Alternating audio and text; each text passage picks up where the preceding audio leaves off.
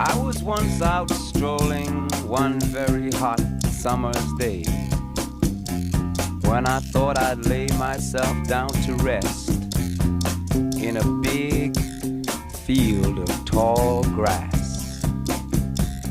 I lay there in the sun and felt it caressing my face as I fell asleep and dreamed.